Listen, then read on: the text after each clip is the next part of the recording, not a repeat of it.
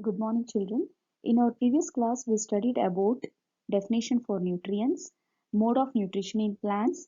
So, under this mode of nutrition in plants, we studied autotrophic nutrition, heterotrophic nutrition, and also photosynthesis process, how plants prepare their own food. And we studied about chlorophyll pigment and also section of leaf and overall process of photosynthesis as well as stomata. Okay, so this all the concept we covered in previous class. So in today's class, let us study about synthesis of plant food other than carbohydrates and other modes of nutrition in plants.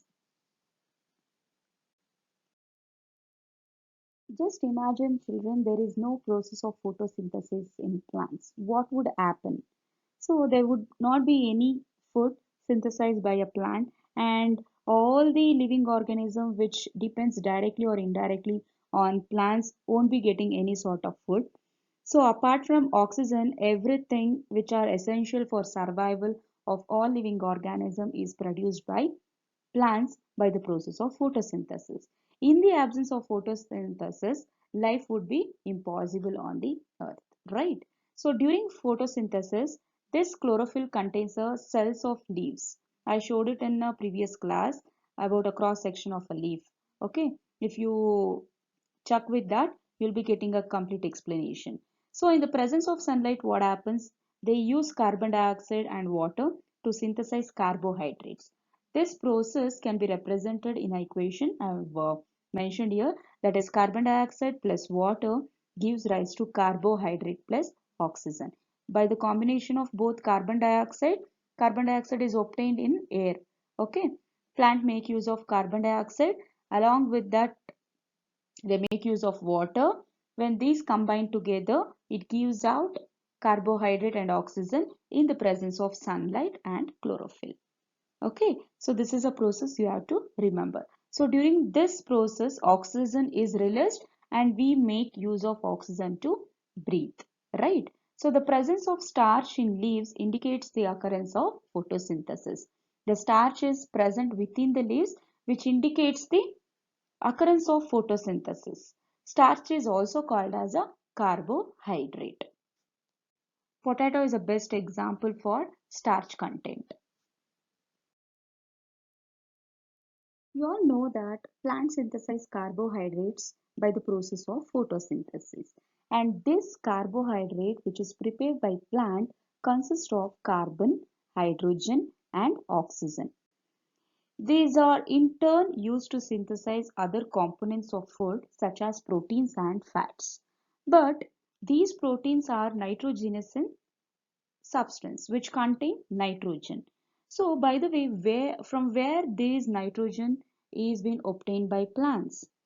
So nitrogen is present in the air and the microbes which is present in the soil will convert this gaseous nitrogen into usable form. That means the gas which is present in the atmosphere, it is converted into a nutrient form by this soil bacteria, and these are absorbed by the plants along with water.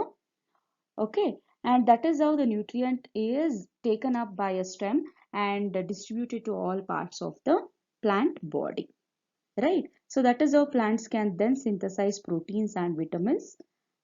Fine. Okay, so this is the process where apart from carbohydrates, even plant can synthesize proteins and fats, vitamins like this. Understanding? So here there is a chemical reaction. You can see carbon dioxide plus water. So it gives rise to carbohydrate plus oxygen. So this is an equation you have to remember for the process of photosynthesis. So coming to other modes of nutrition in plants, just imagine, children, there are few plants which doesn't have a chlorophyll or doesn't perform a photosynthesis process. So how do they get food for survival? Okay, so here are some mode of nutrition in plants, so which they don't prepare their own food. They depend on other organisms for food. Let us see. Okay, there are two modes of nutrition in plants, that is heterotrophic mode of nutrition and saprotrophic nutrition. Okay, so you know what is heterotroph means. So it is nothing but the organism which depend on another living organism for food and survival, right? So here heterotrophic mode of nutrition, these plants doesn't have chlorophyll, they use heterotrophic mode of nutrition. If in case there is no chlorophyll, what happens? They don't have a capacity to synthesize the food, right? So how do they survive, and from where do they derive nutrition? How do they get nutrition? Like humans and animals, there are such plants which depend on food produced by other plants. Okay, so best example is Cuscuta. It is also called as Amarbel plant. These plants doesn't have chlorophyll. It takes a ready-made food from plant on which it is climbing. You can see it in the picture. These are like climbers. This plant is called Cuscuta, and this plant is a climber, so it is a taking support of another plant, and the plant which is taking which is meant for support, it is said to be a host. Okay, here climbers are Cuscuta. It is taking nutrition from this host. Since it deprives the host for a valuable nutrients, Cuscuta is called as parasite plants. Okay, why it is called parasite? Because this Cuscuta plant is taking nutrients from the host and it is surviving. So this plant is an example for heterotrophic mode of nutrition, and it is also called as parasite.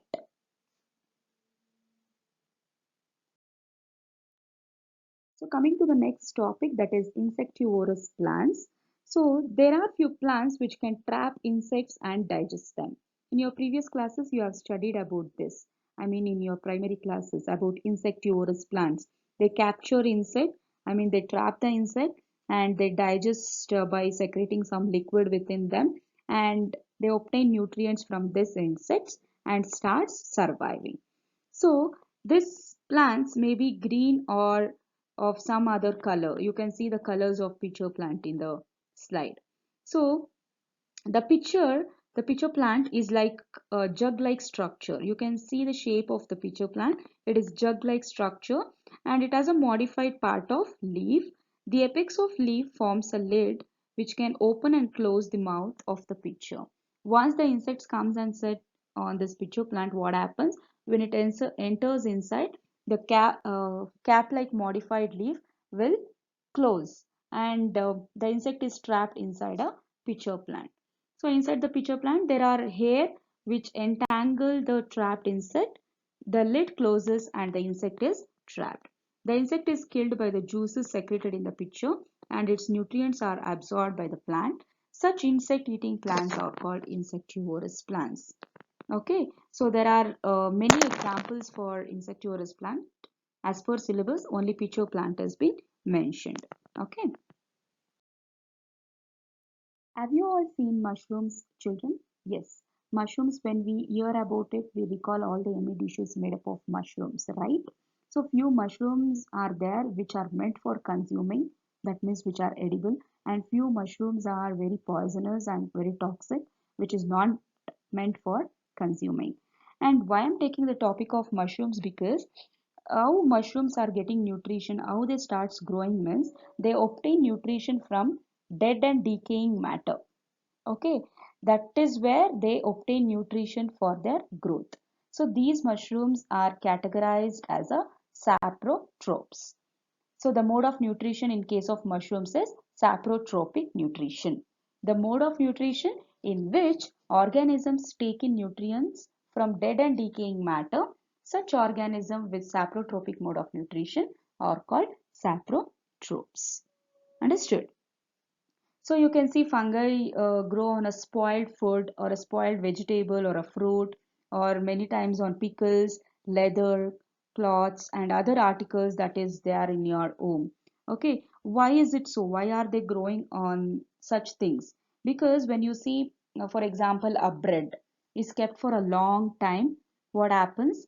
Due to moistness, due to humid nature, this fungus starts growing. And how do they multiply? When these fungus will have a spores.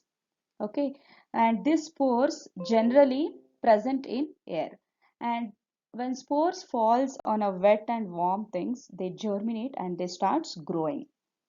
This can be easily seen in a spoiled food or a bread.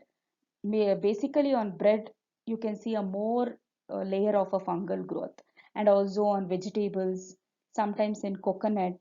Okay, so that is why few fungus are very poisonous and few are very useful. You can see it in the picture. In the second picture I've given how the fungus looks on the bread. Okay,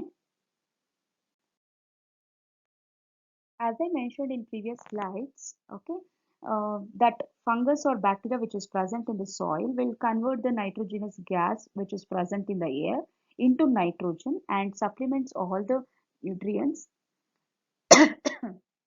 all the nutrients to a plant, right?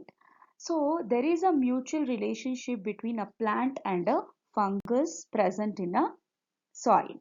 So how there is a mutual helping or a mutual relationship in between these two is like fungus fungus get a nutrients from plant. In turn, fungus provides water and certain nutrients to plant. Okay, so here plant is helping fungi.